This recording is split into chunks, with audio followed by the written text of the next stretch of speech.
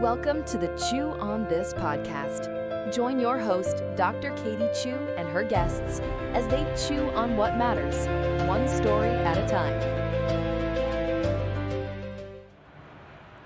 Well, hello. Welcome back to another episode of Chew on This podcast. And I'm your host, Dr. Katie Chew. And today we have another special guest. We have Dr. Trinh.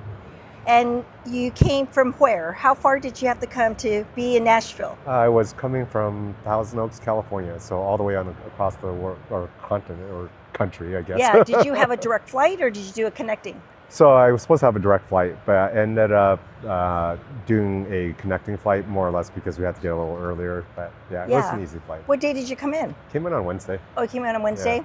Yeah, I came in on Wednesday as well. But it was because I was doing another presentation somewhere else in Atlanta. Yeah. And then they just flew me out here on Wednesday, and I ended up missing my flight. Oh, and no. Then, I mean, it was not my fault. Yeah. But the TSA line was so long, and so Yeah. they had to rebook me to a later flight. Yeah, like the weather was crazy on that Wednesday. Yeah, I don't know what it was, but we had thousands upon thousands of people just waiting in line. Oh, man. And so technically, I think, normally for domestic flights, 2 hours is what they recommend, and 3 hours for international. Yeah. The way those lines were moving, you need at least 4 hours. That's ridiculous. Yeah, and so that's why. Yeah, we had like a 6 a.m. flight, and it was like, LAX was empty, so that was kind of nice. Yes, LAX was fine. Yeah, but LAX it was was just amazing. when I was in Atlanta coming out to Tennessee, it was just like, that was a surprise for me. Oh, for sure. So tell my followers a little bit about who you are and what you do. Yeah. So I'm an optometrist out in Thousand Oaks. I've had a pretty storied career. I've been practicing for about 17 years now. Did a residency at the Fresno Veterans Hospital, moved down to Southern California because my wife's originally from out there. And I had a full-time job at an ophthalmology office, got laid off within 2 months because the economy had crashed, and this was 2008. And from there, I ended up working at 35, 40 different office locations in 2 years. Had to piece together... Wait, I'm so sorry. Yeah. How many different offices? About 35 offices in 2 years. Yeah. Wow. Because it's like, at that time, like nobody was willing to hire anybody for full time. And I sent out... So you're trying to piece together a schedule. Sent out hundreds of resumes, and like only work I could get was fill-in work. And we were living in Sherman Oaks at the time, which is really like 405 Junction, 101 Junction, Southern California, for those that are familiar.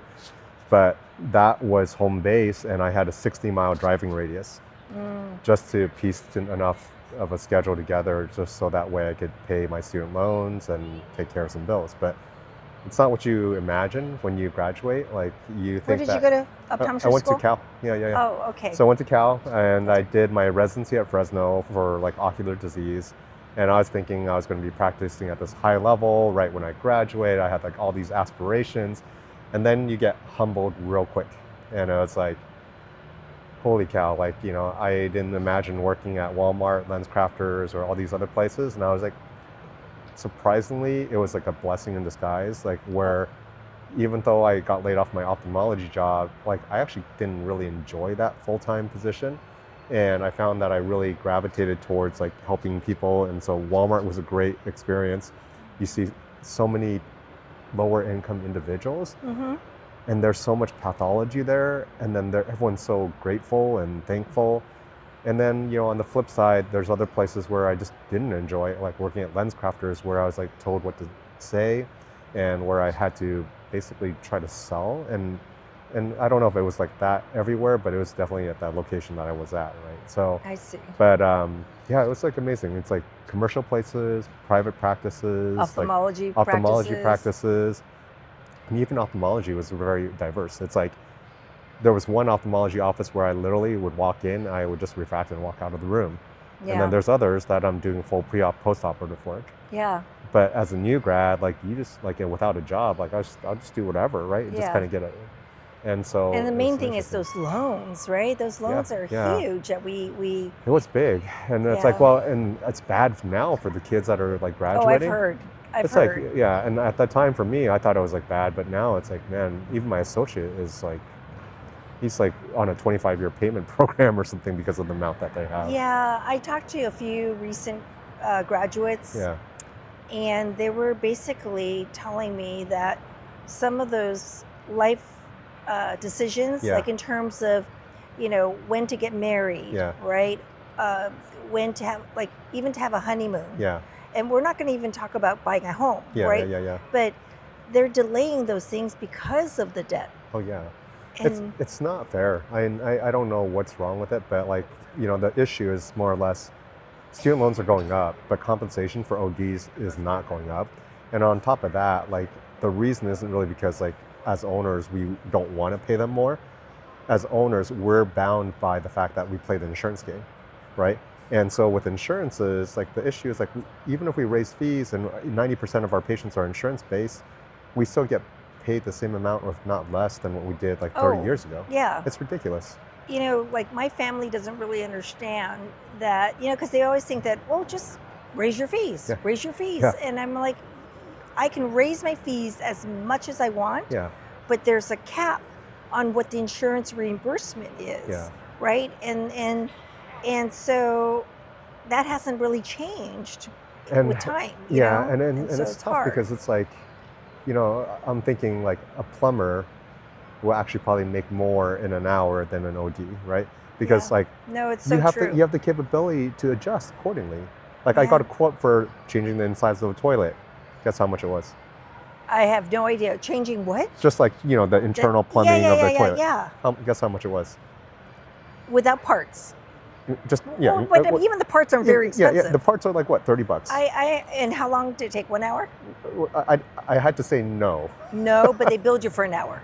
No. So they came out for a quote, Yeah. and that charged me like $180 just to come out Yes, to say yes. how And much then the they quote would was. apply it to if you decide If I to. decided, but guess how much that job would have been? I'm going to say $395. I don't know. $1,100 to change the internal parts of a toilet, which I can do.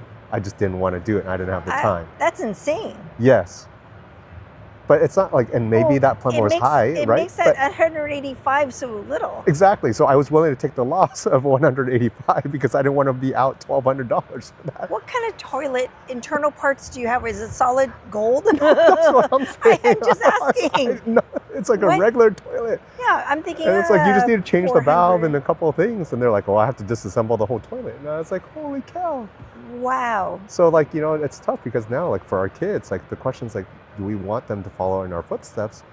Because like, what's the future hold if this is like the situation that we're in, So Yeah. yeah, that's really challenging. And I am going to bring this up. Yeah. Like, I think that's one of the things about Vision Source, Yeah, yeah. right? Is really trying to advocate Yeah. for the independent practices out there. Yeah, to- it's like, we're fighting an uphill battle with private practice in that, like, because there's so much consolidation, a lot of vertical consolidation, like where insurance companies own the frames, own all these things, like it becomes much more challenging to maintain a level of independence. And Vision Source is great in that we're innovating, reinventing the profession as it is, because it's like, years back, like when we first started, we were just refracting, right? Like that's the root of the profession. But then medical came about. What Vision Source allows is more or less a conglomeration of minds, right? It's an exchange of ideas, and hence the whole concept of like Vision Source exchange. And when I joined, like it was like literally 6 months into starting my practice, and it's probably one of the best decisions I could have had, because it's like just meeting people, the camaraderie. Like you learn so much more at the bar, having a drink with somebody, and it's like, it creates opportunity. And I think that's what it comes down to. Well, and even a member offering an Uber ride to the other member. Hey, yeah. That was a connection. Yeah, that's it, No, seriously. Yeah, and like, it's like, right? oh, yeah, Because it was a classmates, nice it's like- thing. It was a yeah. nice thing to do for another member, Yeah, right? yeah. Like last night we were hanging out with some people, and like we were best friends after just meeting the day before, like, and that's what it, like, I think that's purpose of life, right? It's like making those connections, building the world or building the community around you, Yeah. So, Yeah. So, are you ready for the soft chews and hard chews? Yeah, let's do it. All right. You're going to pull a That's a soft question chew, yeah. out of the soft chews. Okay, Those are okay. the easier, These are easy more questions. palatable Yeah. questions. All right. I don't know. I'm digging Those deep. are the you won't hate me questions. Okay. You know, I don't think I could ever hate you. All right. What's something that instantly makes a space feel like home to you? Man, that's an interesting one. I think. I need to read it twice. Oh, yeah. I just need to also look at it. But go ahead. Do you know? It's the people, right? It's what it comes down to. It's the people. It's the community. It's, home is just more or less where you have that feeling, right? A house would be empty without the people that are around it. So that's 100%. Yeah, that's my final answer. Oh, I mean, I think I am going to add something else to it. You do need to have a feeling of warmth. Yes. Because you could also have a room Yeah. filled with people and there's coldness. Oh, yes. I think we've walked into rooms sometimes like that, it just feels off. Yeah. Right? Yeah.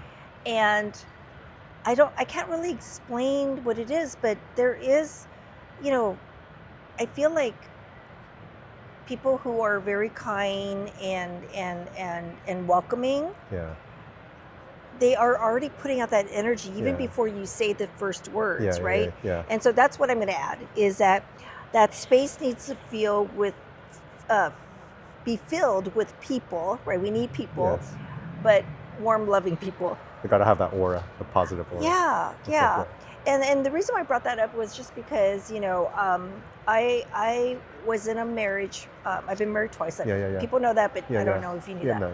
But I had married an optometrist that was much older than me. Yeah. And so we got married when I was still a student. Yeah. And at that time, he was and one of the reasons why I was attracted to him was that he was extremely driven. Extremely driven, motivated. Yeah. And he loved building practices and things like that. And I loved it. I loved it for him. I loved it for me. But at one point, he was always chasing the dollar, the money. Yeah. And which is fine, but it wasn't the right type of chasing when you have anger issues. Yeah. So when things related to money aren't going the way he wanted it to go, it would trigger these, really volatile type of explosive behavior that was not acceptable. But the point is that because he was always chasing that bigger thing, like, what is it called when you have a neighbor and you always want what that neighbor has? Oh, keeping up with the Joneses. Yes. So if somebody just bought a new car that he sees, all of a sudden that week he's buying a new car or a new Harley or whatever.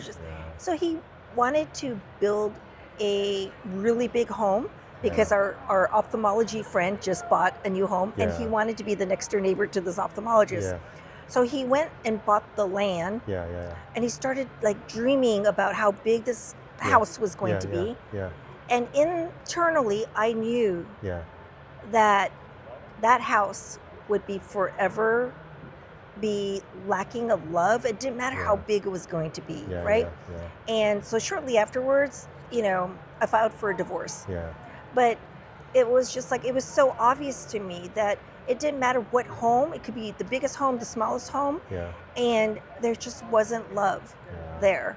And so you can't have that. No, it's like, you can't have that. Yeah, but that's what it comes down to, is like, I think you find home through your own inner peace, right? It's like, if you have that internal fulfillment, it like any place that you go, it can be that home for you, right? Oh, 100%.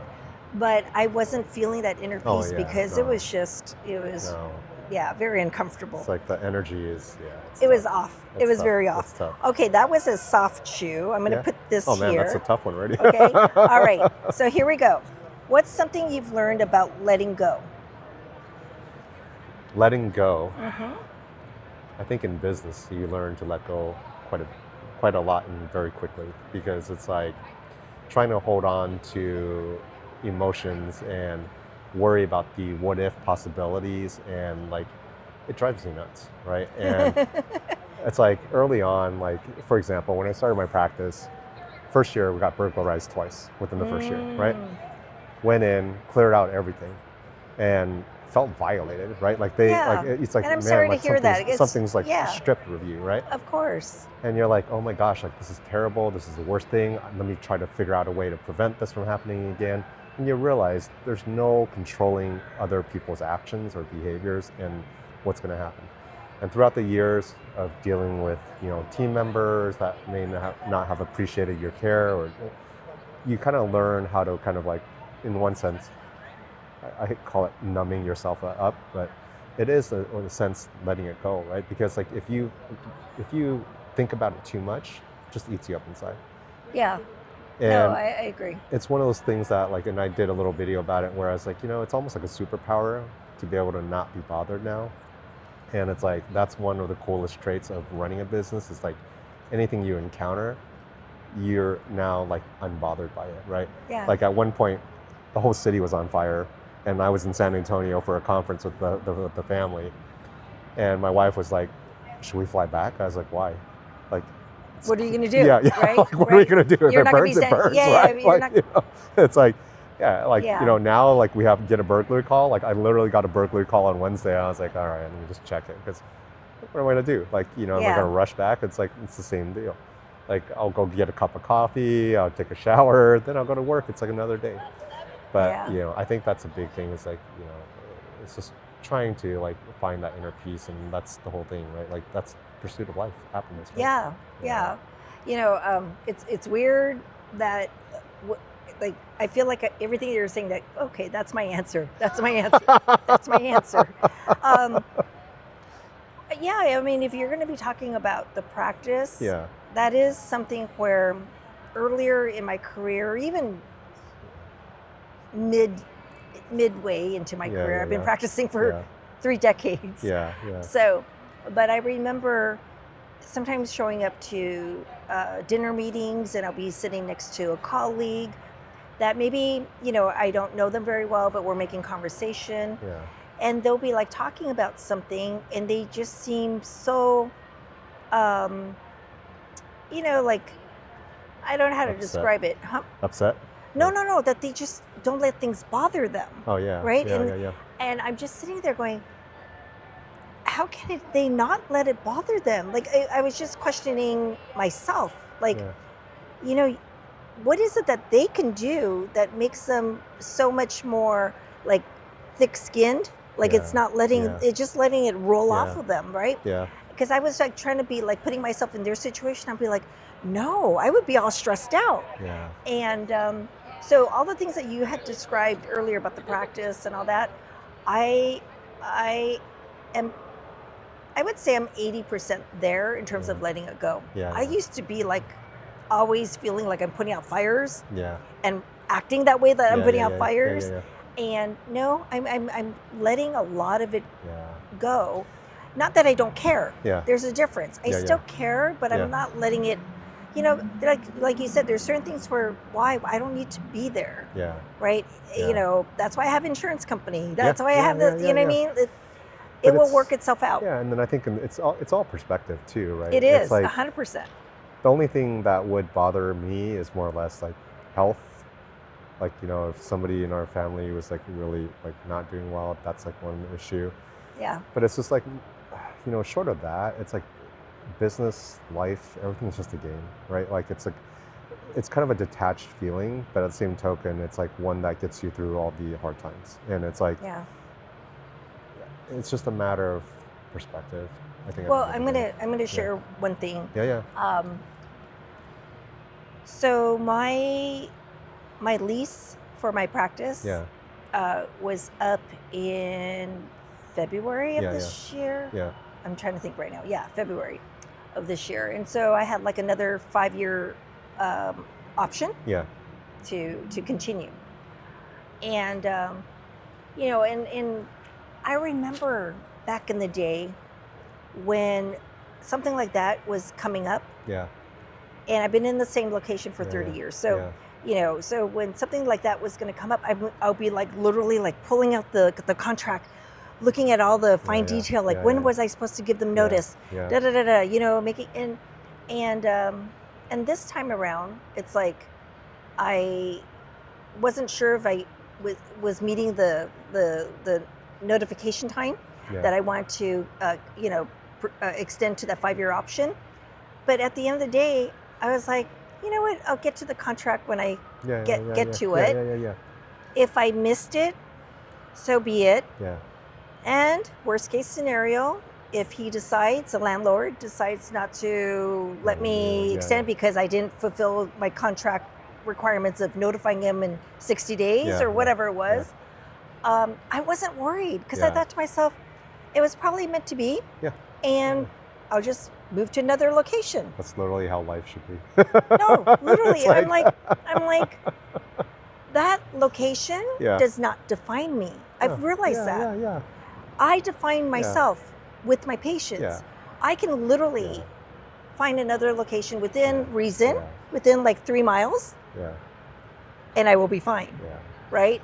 There's something like about framing it too, right? It's like every disaster always has a good opportunity and a like a silver lining. Right? Mm-hmm. So we lost a longtime employee. She was with us for 9 years. Not like lost, but she moved on to a different job, right? And, you know, could have been like, oh man, there goes everything that we built and whatnot, right? But it was also like another framework of like, hey, it's an opportunity for change. It's a new opportunity to test our systems out, test our ability to train and onboard new team members and create opportunities for everybody else to be able to move up. Yeah. And so even though we took a short-term hit in one or 2 months where we were down, like by bringing on new members who were much more ambitious, they were looking for things, office grew significantly in the months that followed, right? Yeah. So comfort and change, like, you know, change can be scary, but I think it's all how we frame that perspective. Oh, yeah. When I lost one of my staff that had been with me for 23 years, at first, you know, I was just petrified, right? I'm like, oh my goodness, am I going to have to like close my doors, you know? And again, I've learned through these experiences now that it is mindset because, well, and also there's proof over time. Yeah. And I noticed that every time when we lose a staff, you've nailed it on the head. It actually improves our business. Yes. Because that renewal of bringing somebody different, it actually sometimes allows whatever you want to implement be easier. Because sometimes people who have been with you for a long, long time, they're so set in their ways that when you want to implement, there's a resistance. There is. Right? But when you have a change of staffing, it so it's an opportunity. It's like framework, right? And it is. Yeah. I see that so clearly now. Yeah. So I don't get stressed over it. But what you pointed out is that it's proof of evidence, right? And so in the world of business, like when you first start, you have so much uncertainty in every decision-making process that you're thinking like, what if I make the wrong choice, right? And there's this paralysis that comes with it. Mm-hmm. But every time you make a choice, like, and it comes out maybe the way you wanted or maybe the way you didn't, it gives you affirmation that, well, it wasn't the end of the world. Oh yeah. And then like through that repetition, then like that's where you start developing the courage to make more and more choices. And it's interesting because like I look back 15 years and it's like, man, I would be paralyzed with half the decisions I'm making now. Yes. And then now it's just kind of like, all right, well, what's another $70,000 on a piece of equipment? Which is terrible to say, but it's like, like nothing scares me anymore. Nothing scares me anymore. Well, last year at the exchange, I blew like 80,000 or more, 90. It was like with tax and shipping. The exchange is dangerous. It's like alcohol mixed with the higher priced equipment. It's almost worse than the casino right now. I was literally thinking that. I was like, yeah, it's like being in Vegas. At least you got to go home with something that you can depreciate, though. That's the only difference there. That's true. All right, so that was a your hard turn. chew. Oh, I get a soft. I feel like the soft chews are hard. Sometimes they are, just because, not that they're deep, but they're not coming easy. Does that make sense? What's one moment recently that made you think this is why I do what I do? Is it asking Man, for a moment that's making us yeah. think? Man, these are tough, Katie. I don't know if they're soft chews. What's one moment recently, okay? What's one moment recently that made me think that this is what I do what I do? I can go first if you want Yeah, me to. go for it. If I think recently, um, you know, being on LinkedIn, Yeah, yeah, that was an organic yeah, yeah, type of yeah, development, I yeah, guess, yeah, or evolution of my own journey. yeah, I think that the whole process of being on social media um, and it's funny, long time ago, I used to think, this whole generation of liking yeah, and yeah, whatever, like, why do people need to like things? yeah, And, yeah, and I just didn't understand that. But then for me right now, because a lot of my posting has to do with stories that I want to share about my own life. It's yeah, almost yeah, like a journaling, right? yeah, And it's not so much it's the people who are reacting, yeah, yeah, it's the people who are messaging me off on the side. yeah, yeah, yeah, yeah. That part is the one where it's reminding me that It is pretty amazing. this is why I do what I do. Yeah, yeah, Because the people who are messaging me off on the side, they're like just from all over the world, yeah, yeah, right? yeah, And they're telling me how like my particular story or my particular post resonates with them, yes, and or how it's inspiring them. yeah. And yeah, it's been a crazy journey for me. It's life experience, I think, is what it comes down to, right? And it's like we I to that point of like why we do what we do, like Yeah. it's a question I ask myself a lot, and it's like and it pertains to like a whole host of different things, but m- what I want to leave is a legacy and a story for my kids to be able to look at and Hmm. remember, right? And so, like, I don't know if there's a moment, but every action that is being done is always with the intent that, with the framework of, is this the legacy that I want to create, right? 100%. Yeah. And it's like, and so, whether it be taking care of patients or whether it be doing our posts or whether it be, helping a colleague, like, I've had a friend who was just saying like, hey, like I really appreciate all this stuff, and then it's like, even though you're not my admin, I was like, yeah, but it's fine. Like I love it, right? Yeah. Yeah, because it's like I know the universe, the way it's connected, it comes full circle, right? And it may not be for me, and it's always with the mindset that it's not really for me, it's for everybody else. Like if I can leave this world just a little bit better, a part of you stays. Hmm. Right. Hmm. And like life is short, like it can happen like that. Oh, And it's like, yeah. And I lead my life, every moment in my life, yeah, respecting death. yeah, yeah, I I I I know yeah, that death yeah, can be any moment yeah, for me. yeah. And so, but earlier you were mentioning about fun, right? Fun? Fun. Like you were doing Oh something yeah. and the person goes, oh, but you're not my admin. Oh yeah, yeah, And yeah, you're yeah. like, oh no, but Yeah, it's fun, yeah, yeah, right? yeah, yeah, I think that's so key, yeah. because when you are doing something that I have found, and Yeah, I'm going to yeah. use your word of legacy, Yeah, yeah, right? It, what does that really mean? Like leaving a legacy means you want to leave an imprint yeah, um, of yourself, yeah, right? Whether you're going to pass it down to your children or into your community or yeah, into the society or the world, right? yeah, But you want to leave your mark, yeah, right?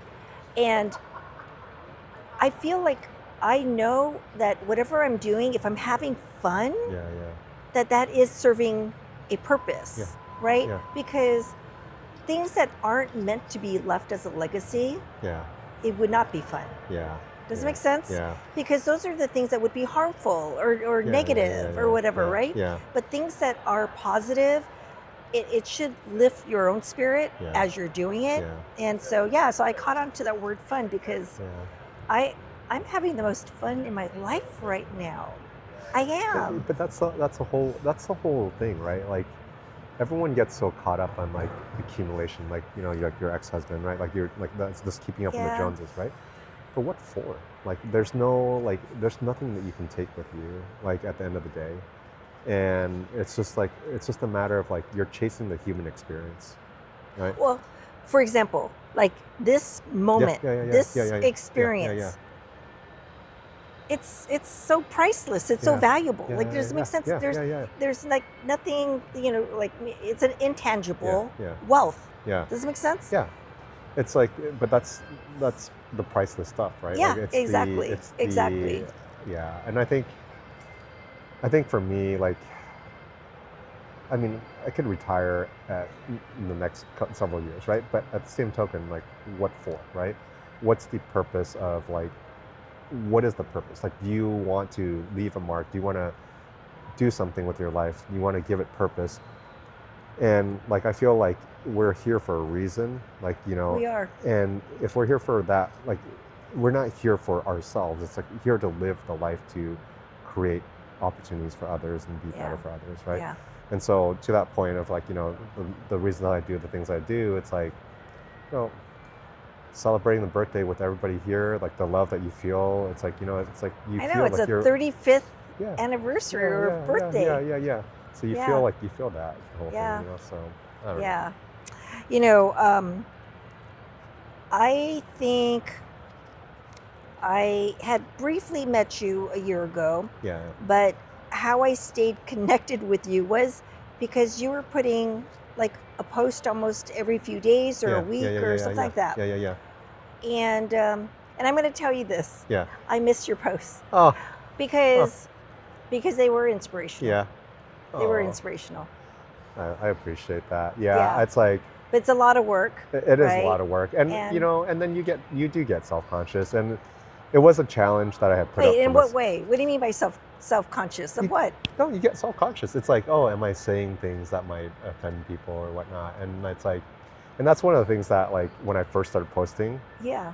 It was very vulnerable because it's like I look at some of my early videos, and it's like a hostage video. Like I'm staring at the screen, and it's like I'm like not blinking, and it's like and then like I'm not myself, and it's like I don't feel like Yeah. And then you go through this, and then you, like you said, you judge your value based on like how many likes are you getting, and then you start analyzing yourself like, oh man, I look kind of weird, or it's like like I'm not sitting properly, my posture's not right, and then it's like, but the whole purpose of doing it was because like actually I'm a speaker for Alcon, and we had gone to. Are you? Yeah, so I did not know that. Yeah, so we went to Alcon trainer speaking, right? And then, like, we stood in front of this machine that judges your, like, hand gestures and your body. And how did you do? Absolutely terrible, because they told us to talk about the contact lens, then and there about. It's like I know I was the first one to go. Yeah. So I had no clue what exactly they were.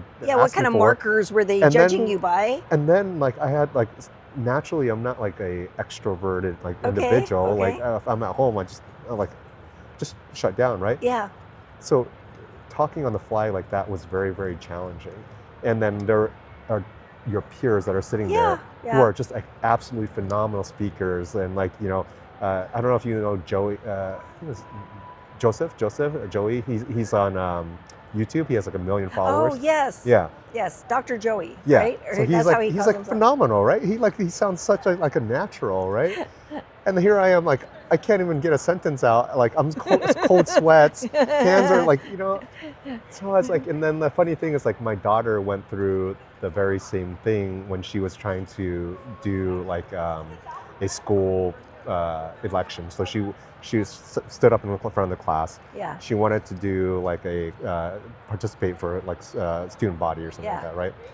And she just froze and she broke down. And then here I was like, and when that happened to her, I told her like, you just got to go and try it again, right? And just get through it, right? Yeah. And then that was right before I had done my speaker training, and then it went through the same thing. Oh, yeah. So then, like, you know, at the end of that thing where I failed, I was like, can I get another try? Because I was like, I told her, like, I have to lead by example, right? Yeah. Like, I have to face that fear, face that challenge. And then so, like, the whole video stuff was like extremely uncomfortable for me. But it's like, that's life experience. Like, if I expect my kids to do hard things, like, I have to be able to do the same hard things, right? So did they allow you to redo it or no? They let me redo it, but then it's like. But you had already presented in front of everyone I presented already, right? in front and was of, being but I was more recorded. like, I was stuttering because I was like, I don't know what I'm talking about. And like, yeah, it was, and it just didn't feel natural, right? And so the whole video stuff was more or less a personal exercise of like now being able to have a conversation in front of a camera. Yeah. And like, this feels more natural than it did before. Like, and if you were to interview me, like before I had, so it was. So when was this incident? It's about a year ago. A year ago. A year and a half ago, yeah. So you feel much more comfortable now? It's more comfortable now, right? And getting through all this stuff. But the reason that postings have kind of stopped a little bit is more or less like life also has caught up, right? Oh, yeah. So changes in the staff of the 9-year employee, Yeah. You know, kid activities. Yeah. And like, you know, in one point, like, I also want to just be present now. And so when I'm there with the kids, it's like, the posting took a lot of time and I was missing out on some stuff, and I was like, you know. Yeah. So, but now it's like, you know, like finding the groove, the practice is getting better. So I'm starting to do some more posting, Yeah. have the content and trying to create it. And Yeah. just like figuring that groove. But it's a fun project. Yeah. like I said, We could so. talk more about that, you know, because I Yeah. post every day. Yeah. And it doesn't take up that much time for me. Yeah. But, you know, we can talk about like how I'd I love end that. up I'd love doing to. it. Yeah, and yeah. it's been fun. It's been Yeah. fun for me. Yeah. But I didn't know that you're an Alcon speaker. So did you know that I'm a BNL speaker? Yeah. And I went through my Yeah, training yeah. recently Yeah, as yeah. well. Yeah. And we did a breakout session Yeah. where in our little small group, Yeah. there was maybe about 6 or 7 of us. Yeah. And so they drew names Yeah. out of a hat Yeah. to see who would go first. And we literally had to, like, on the fly. Yeah. Same thing, huh? Yeah, on the fly. But we weren't recorded. Yeah, but yeah. on the fly, we Yeah. had to like do like, I think 8 slides Oh, really? on the fly. Yeah. And I felt comfortable. Yeah. I actually felt comfortable, Yeah. but I'll tell you why. Yeah. When I first started, so I've been doing this for maybe a little bit over 6 years now. It wasn't until the last 2 years, Yeah. year and a half, that I feel like now so comfortable. You've always looked like a natural. So here's the thing: what you had just described, how a year ago you Yeah, kind of yeah. like was Yeah, just yeah. like you Yeah. know nervous Yeah, in yeah. front of whatever, Yeah. and then you had all these peers. Yeah. I felt exactly the same way, and I finally realized what allowed me to just like be who I am now Yeah. was literally Yeah. to be who I am. Does it make sense? Yeah. I just gave myself permission To be to authentic. say, Katie, Yeah. you know what? You don't have to be like anybody else Yeah. that you normally see Yeah. on stage or whatever. That is the toughest part. Correct. And that's what I was doing. I had certain people Yeah. that I was using as Yeah. my model, Yeah. right? Yeah. And that I was using that as my marker, Yeah. that I had to be like that person. And about a year and a half ago, it was too much pressure, Yeah. right? And I just let that go. Yeah. And now it's unbelievably There's a huge fun. It's fun. There's a huge self-discovery process that comes with it too. Yes. And it's also one of those things where you realize, yeah, once again, like as you continue to do it, you know, at first I was somewhat embarrassed and I was like, oh, what if people find out that I'm doing this and whatever, and it's like they judge me. But then you realize it's like, so what, right? Like, Wait, they would be embarrassed? no, You I were was worried embarrassed? I'd be embarrassed, right? Because I was like, Embarrassed that you were a speaker? no, not for Alcon, like a speaker, but like, you know, like doing these videos, right? Like when I first started. Yeah. Because it's like, you know, like I don't know if I sound right or funny. Maybe I'm not giving the right clinical, like, you know, stuff, or I'm not like, you know, who am I to give advice on business because somebody else might have a bigger business than I do, right? So like, and you have this imposter syndrome that kind of kicks in. Yeah. No, I But then, get it. But then to your point too, like there are also those that are at different stages in their life. Like 15 years ago, me would love the advice that I gave myself now, Yes, yes. right? So I'm going to share something with Yeah. you. I think in terms of number of tapings I've done, yeah. because I have a library of content that after I do a taping, Yeah. it gets put there and then it gets slowly released on a Yeah. weekly basis, Yeah. right, for my podcast. And the concept of the Chew on This podcast came out from me knowing that I had a story, number one, right? But I also knew that if I tried to make my podcast like somebody else's podcast, I'm just saying, right? That would actually make me feel nervous, like I'm being judged all the time because am I going to be good enough? Am I going to be, too much like that person? And so I'm going to be very honest with you. I have not sat down to look or listen to anybody else's podcast. I might watch little snippets, but I'm not going to sit there from beginning to end. And there's a reason, is because I don't want to be like anybody else's, right?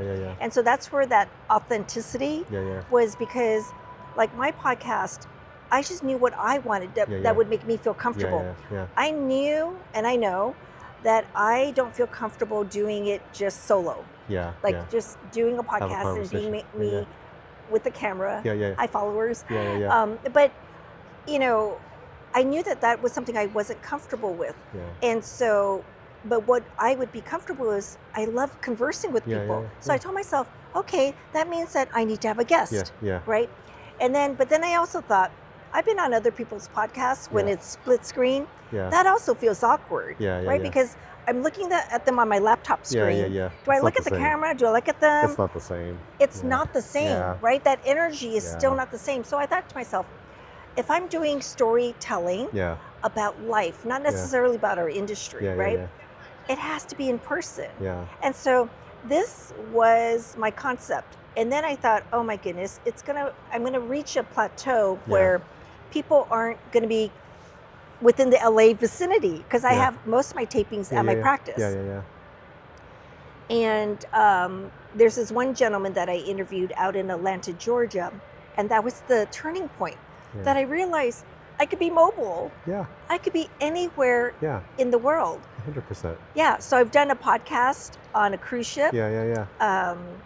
With my business consultant.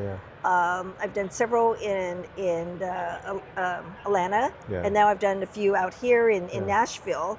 And and you saw my little setup. I have my purse, and my tripod, and my mics. That's it. That's all you need, though. But technology. The stories are everywhere, right? And so I just told myself, if the moment is right and the person says yes, why not capture the moment? 100%. Right? And so that's part of how I'm doing it on the fly. No.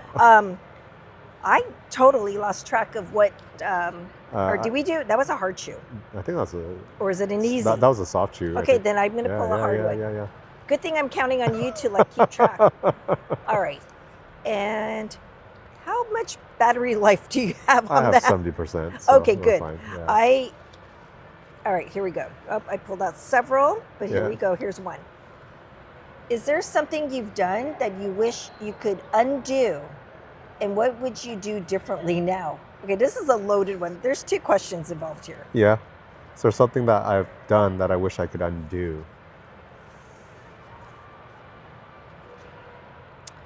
I don't know, because I don't think and that's the thing, it's like I don't live a life of regret, right? Correct. Me too. It's like my choice of becoming an optometrist was random, and my choice of starting a practice and all these different things, it's like you never go and look back at it and then say oh, I wish I had done something differently, because there's nothing that can be done. It's like 2020 is hindsight. Maybe I could be a little bit wealthier. Maybe one thing I probably would say is I wish I hadn't sold my Apple stock when you bought it in 2008, but other than that, but it's like you can't second guess it. And it's like even with the business, for example, there was a time where we were paper and EMR, And we weren't filing our insurance because like the charts were getting filed away right away. And so it's like a year later, and we lost about $30,000, and it took me a whole year to figure it out. Oh, you mean submitting the claims? We never submitted the claims.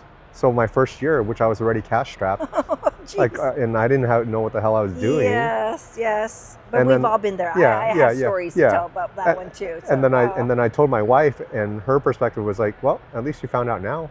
I was like, yeah, that's literally how it is, right? Oh yeah. Yeah, and so yeah, there's nothing that I would undo about the way that I live my life right now. So I don't even know the second part of the question. And what would you do differently? You know what? I am gonna say the same thing. I mean, Yeah. technically, we are answering this. Yeah. We are answering this Yeah. because through our life experiences, I've never really looked at anything where I should have made it a different choice. Yeah. There And it's like- isn't. And it's like, There isn't. you can make that choice now. Like, oh, I wish I had not been a well, then change it. Like, you know, if you retire, it's like you choose a different career, or like if you're not happy, then pick a different path. It's like, Yeah. there's nothing stopping you from making a decision to change things today, right? Correct. But again, it's a mindset, right? Yeah. Because I do know some people personally Yeah. that they can easily answer this, Yeah. and they would have to try to decide which one yeah. to pick. I already can Yeah. think of a few people. But it's like it's an But it's exercise it's an exercise in choice, Correct. right? And like Correct. the more that you kind of like look at that what if possibility, Yeah. yeah, it's paralyzing. It is paralyzing. Right, It yeah. is paralyzing. And I'm going to use the word stuck. You're Yeah. using paralyzing, which is a better word. Yeah. But it is what I would say that I have people in my life Yeah. that are literally still stuck. Yeah. I And know. they're frozen. They're know. paralyzed. Yeah. You know, There's people that aren't happy with their health. It's like, well, you have a choice. It's just go walk, go do some other things. Like, yeah. It's like my knee hurts. Well, you can go swim. You can do like whatever it is, right? Like, and I like family members that I'm trying like, hey, like, I want you to get healthier. Like, you don't feel good. Well, here's the option, right? Yeah. And that's the way like life should be, where it's like there's no like mull about it. It's like either do or don't do. Yeah. That's it. Like there's really just only two decisions. It's like you do it or you don't do it. There's no gray zone in between. Correct. And that's it. Yeah. Well, and even when you need to make a decision from that point where you either do it or you don't do it. And let's say you don't do it. But then maybe then there's a realization of how it needs to be changed, Yeah. and you pivot. Yeah. And you just There's yeah. By not making a decision, it's literally making a decision. So you have a choice and there's a consequence. Yeah. This is what I talk to with the kids all the time. It's like, it's like from your decision and practice, right? Like kids run track and field. And I tell them like, look, you're going to feel pain. You have a choice. You can quit and stop here, or you can try to push through it and see how things go, right? Mm-hmm. And whatever decision it is, there's going to be an outcome that comes with that, right? Yeah. And if you aren't willing to push yourself beyond a certain point, and you only want to stay comfortable, then your growth is not going to be as fast, and it's not going to be as rapid, Yeah. right? But if you're willing to endure a little bit more discomfort and see what you can put out of it, you will also live a life with no regrets. Right? Yes. Because you left everything out there on the table, so that when you're done with that finish line, you're like, end of life. It's like, yeah, I don't have a deathbed of regret. Yeah. Yeah. And I tell my kids that all the time. And I was like, you know what? I'm happy. And the reason I mull about this is because my dad passed away like while I was in optometry school. Sudden aneurysm, right? Oh, geez. Yeah. 2 weeks those from aneurysms. retirement. And so I literally will tell I'm sorry. No. Yeah, I mean, it's like, yeah. it's- And even like 20 years after, it's still like, it still hits you. Yeah, it But still it's stings also- sometimes when you think about Yeah. it. Yeah. And it's one of those things where, yeah, I wish I had said more to him. I wish I had done this.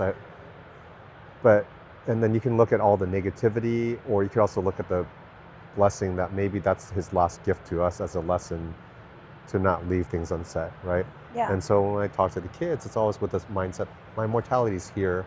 It could be today, it could be tomorrow, it could be 40 years, right? But every day and every action that I have Yeah. needs to reflect the idea that like time is precious, right? Oh, yeah. Yeah. And so, yeah, that's You know, my children are much older than yours. Yeah, yeah. So I have a 28-year-old yeah, and a 25-year-old, yeah, and they're both daughters. And you know, my younger daughter, she decided to join the military, and so what I learned from her, one of the conversations we had before she left for the military, literally, it was the night before she left for boot camp, and she joined the Marines, and I was going to send her off to Quantico, Virginia. She was going to be a commissioned officer once she went through everything. yeah, But at that dinner, she looked straight at me and she just said, you know, Mom, I need you to hear this. yeah, I want you to know that if today is my last day on earth, yeah, that I am good. yeah, And what she basically, I mean, I just started bawling and crying. But what she said and what I heard was that this child of mine has learned to live each day to the fullest, yeah, to say that if that moment is her last moment, she's good. yeah, And that I need to know that. yeah. And so, There's the peace that comes with that. 100%. After that, like I have people ask me all the time, like, how are you handling this notion of your daughter possibly getting sent to Iran, Yeah, right? And so, you know, right now I still have the comfort of knowing that she is in the aviation school. yeah, yeah, So she's probably still has another year, but she is active duty, Yeah. right? But the fact that even though she's being trained and she's not being deployed, yeah, yeah, that training is still at any point she can die. yeah, I mean, she's learning how to Yeah. fly yeah, and all that stuff. And so, yeah, but with her telling me, it's given me peace. And so I tell everyone else, I'm like, I'm not worried. yeah, yeah. I'm not worried about Yeah. it because, yeah, I know It's like- she's lived a life that Yeah. she has intended. Yeah, it's like I've talked to people and they fear death, and then you talk to patients and they fear like all these things. Yeah, And it's like the only reason you have fear is because you haven't lived the life and made the choices that give you fulfillment, that you are not giving it your all, right? And you're leaving it on the table because you're thinking there might be another day that you can do what it is that you were meant to do, oh, right? yeah. I have some family members that sometimes I'll be like asking them, hey, do you guys want to do this? Yeah, Like, meaning I want to do a family trip with my father Yeah. to go to China yeah, and visit his village. yeah. And a lot of times they'll be like, oh, well, let me check my schedule. Well, you know, not this year, maybe next year. Yeah, And I'm like, you guys, Yeah. we, you know, there's no Just- time. we got to do it. Yeah. We got to do it. Yeah, it's like I think actually at one of the exchanges, Jesse Itzler had spoken. You know who Jesse Itzler is? No. Wife of Sarah Blakeney, the founder of Spanx. Like the yeah. Oh, So, anyways, he like talked about life and the way to look at time. And he says it's just moments, right? It's like we look at our kids and we say like, oh, we have 10 more years with them, but you don't have 10 more years. You have 10 more spring breaks or 10 more summers. And so with my kids being 10 and 12 right now, it's like I really like I literally have 6 more vacation trips with them, right? yeah. You know, my daughter, Yeah. she showed me something that was on social media. Yeah. And it was literally about somebody that's in college right Yeah. now, Yeah. how many times you'll be seeing your parents. Yep. And it was counting Thanksgiving, Christmas, Yeah. maybe, you know what I mean? Yeah. And it was like less than 20 more. I mean, it was just, Yeah. I can't remember the exact number, but But it was shocking. Yeah, like you see your kids 80% of the time before they're like out of high school, and then after that, like that's the majority of life that you're going to see them, you know. And it's Yeah. fleeting, and it's like, and I think it's like that perspective. Just after I heard it, it just gave me ground to like understand how to approach everything. Yeah. And appreciate every moment. Appreciate it. Yeah. It's And like, every moment. in my Yeah. 30s, I was like, chasing like the business, like, trying to start the business, trying to become renowned or whatever, known as successful. And so I had like 2 practices. I started a medical device company. I was like vision source admin. I was doing all these different things, speaking. And it was just like, and then at some point you're like, what for, right? Because like, who's going to remember any of it? Like, and the thing is that we see a lot of our like colleagues that like have been really famous and doing all these things, and then like I think one of them passed away, and then it was just like everyone was sad for a day and life moved on. Yeah. Right. But the ones that matter are the like your kids, right? It's like they're the ones that are going to be impacted. Like 20 years from when my dad passed, even when I talk to him, every now and then still get choked up, right? Yeah. And so, yeah, what's purpose? Like that's it. So like when you live life with that in mind, it's like you don't have regrets. There's nothing you want to take back. Yeah, live your life with intent. Intent, yeah. Because I know you were using that word much earlier in the podcast, but purpose and intent. Look forward. Don't run away. And this is when I tell the kids too when they run track and field. It's like chase something. Don't run because of fear of being caught, right? I like that. Because there's a whole different mindset, right? And it's funny because I'll watch my kids run. So when you run, you're not running away from something. You're chasing. So run with courage, right? Because it's like I can tell when the kids hold back. And I tell the kids this, I don't really care if you come in first, second, third, fourth, or 10th, or 11th, right? But if you run with courage, your body runs differently. Like you can see, like there's this like comfortness and drive, and you might be exhausted by the end, but you can see that form. Yeah. And then there are times when they'll like dog the workout or basically run and then like think about all the negativity of like, my body hurts, I can't do this, I can't. And then you see them break down right in front of your eyes while they're running. So like, this is you in the stand. I'm watching them in the stands. And I can see them. Because when they run with courage, like and run with purpose, it's fluid, it's beautiful, right? Yeah. And you may not have the best race. There's going to always be somebody faster and whatever else, but you've run with courage and you've left it out on the tank. Yeah. Yeah. And then so like that's why I love running. It's such a pure sport for them because it's like they get to work through these mental elements. Mm-hmm. And as a parent, it's kind of cool to be able to like give a little bit of this kind of feedback and helping them. So that's my favorite part of things right now. Were you a runner as well? I was not a serious runner. Yeah.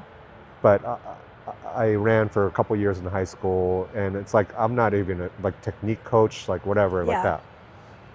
But what I am is like through the business, because of all of the things that I've gone through, and the way that the books that I've read, and everything that's like, I think you can apply it. People's strength is like what I've developed, right? Yeah. Like the skills that you learn being a leader in your organization, in your as a boss or whatever else, like those skills translate to you being a better parent, a better father, a better husband, and just a better person overall. And I think like despite all the struggles and the challenges in business, like that's one of the most valuable things I would never give up, right? Like I can make less, I don't care, right?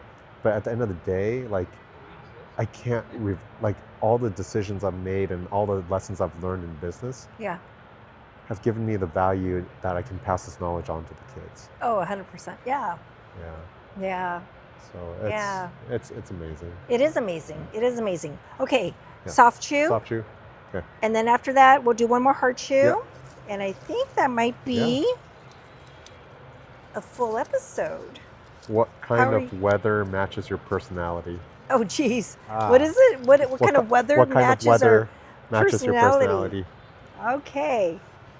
I'm not a sunny guy. You're not a sunny guy? No, I'm a gloomy, gray, overcast. That's like my... Really? Yeah. Really? Yeah. That surprises me that you would say that.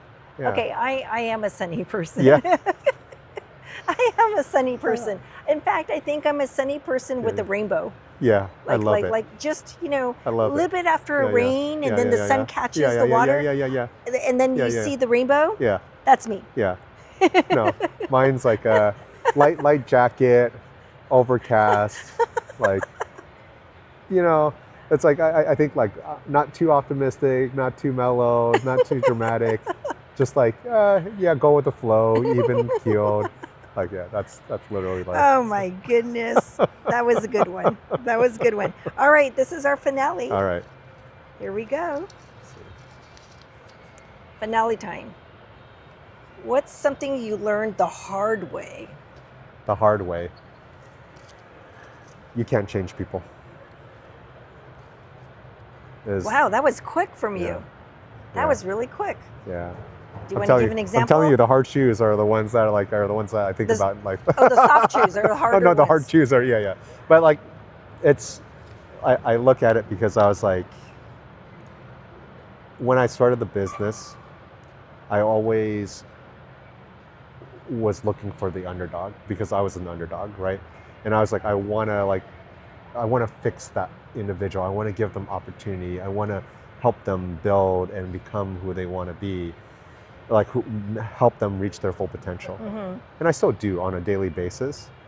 But at the same token, unless that person wants that change, Mm-hmm. wants that opportunity, it can't happen, right?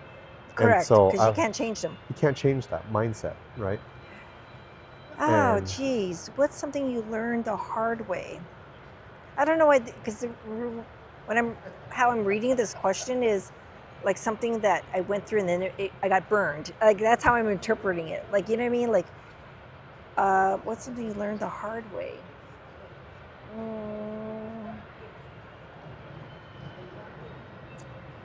I mean, I don't know if this is a cop-out answer, but I'm just going to say life. Yeah.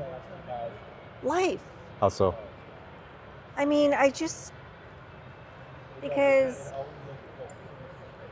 life in general, in my opinion, for the longest time until now, I feel like I had more dips Yeah.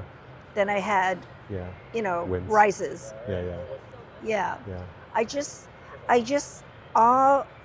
until maybe the year and a half ago, and it was through therapy. I'm going to have to give my therapist some credit there.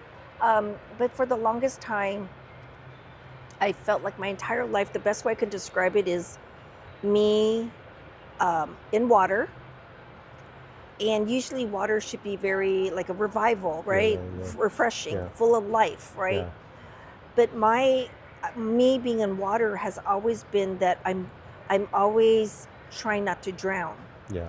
And that on the surface people can see me Yeah. and I feel like it looks fine. Yeah. But down at the bottom below Yeah. the surface, I'm constantly treading Yeah. to keep me afloat. Yeah. If I don't keep treading, I'm going to Yeah. drown.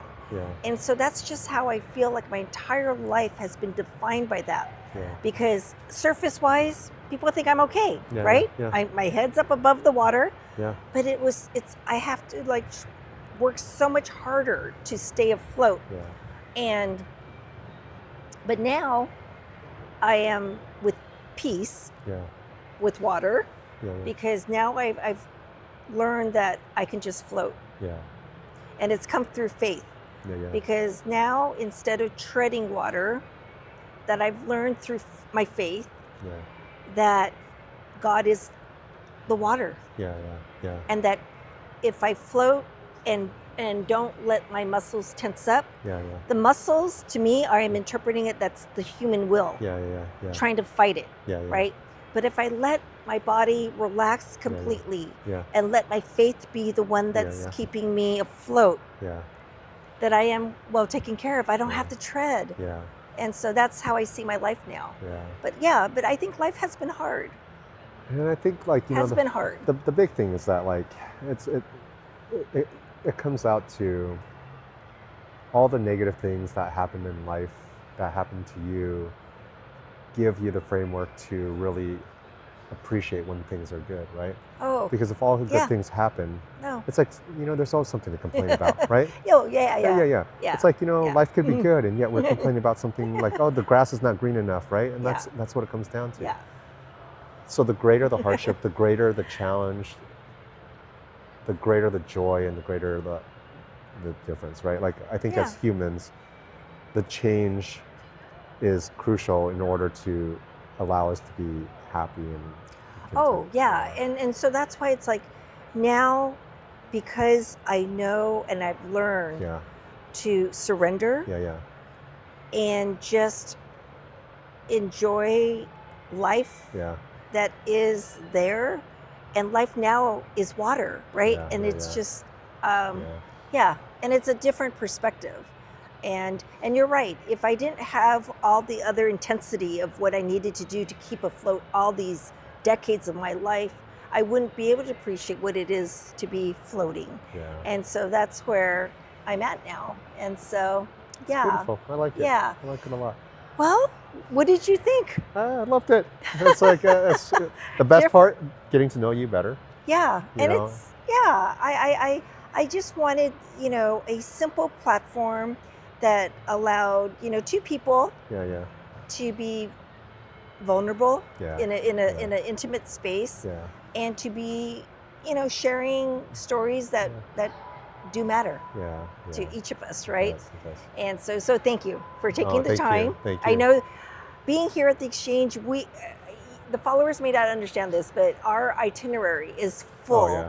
It Every is minute. full. And Every minute. yeah, and Yeah. you're leaving when? Tomorrow. Tomorrow? Yeah. Same Yeah. here. Yeah. So bright and early? Are you seeing patients when you get back? No. No. I need to recover. I like, I've been Decompress, right? 2 nights of too much alcohol. Oh, wait, I you have to had a birthday. I did. It was on Wednesday. Yes. Yeah. So Happy, well, I did wish you a happy Yeah. pre-birthday. Yeah. Or no, on that day I Yeah, saw you. yeah. I we wish saw you that. happy birthday, so Yeah, now yeah, happy yeah. post-birthday. Yeah. So Vision Source is 35, I'm 45. So it's like, we celebrated that together at the same time. So, Wow, yeah, wow. That's beautiful. Okay, so, well, I want to say thank you to my followers for joining us today on another wonderful episode. And as I always remind you, please live your life purposefully, see things so clearly, and lead boldly. So until next time, be safe. Bye. Bye.